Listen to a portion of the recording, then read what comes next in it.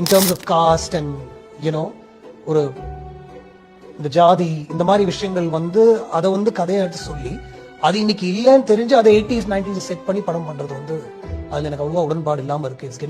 இந்த இடத்துல நான் ஜிவிஎம் சார் சொல்றதை ஆதரிக்கிறேன். இப்போ எதுக்கு வாழ்வியல் பேசுறேன், ஜாதி மதம் பேசுறேன் அப்படின்னு சினிமாவில் இதெல்லாம் கொண்டு வந்து திணிக்கணும். சினிமாங்கிறது என்ன, ஒரு என்டர்டைன்மெண்ட் பர்பஸ் தானே. அதை என்டர்டைன்மெண்ட்டாக மட்டும் பார்க்கலாமே. அங்கே எதுக்கு இந்த தேவையில்லாத இதெல்லாம். ஒரு காலத்தில் தமிழ் சினிமாக்குன்னு ஒரு நல்ல மரியாதை இருந்துச்சு. ஆனால் இப்போ எவனோ நம்ம ஏறி மிதிச்சுட்டு போயிட்டே இருக்கோம்.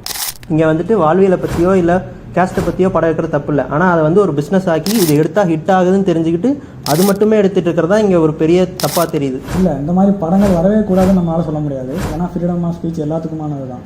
இன்னொன்று வந்து இந்தியாவிலையும் தமிழ்நாட்டிலையும் இன்னுமே சாதி ஏற்றத்தாழ்வுங்கிறது இருந்துட்டு தான் இருக்குது. அதை வந்து நம்ம அயோத்தி மாதிரி படங்கள் மூலமாகவும் பரியரும் பெருமாள் மாதிரி படங்கள் மூலமாகவும் தான் சொல்ல வேண்டியதாக இருக்குது. சொல்கிறது மூலமாக தான் மக்களுக்குமே இந்த மாதிரி இருக்குங்கிறத தெரிய வருது. ஸோ வந்து கண்டிப்பாக வந்து தமிழ் சினிமா எப்போவுமே கீழே போயிடல. தமிழ் சினிமா எப்போவுமே நல்ல நல்ல படங்கள் கொடுத்துட்டு தான் இருக்குது.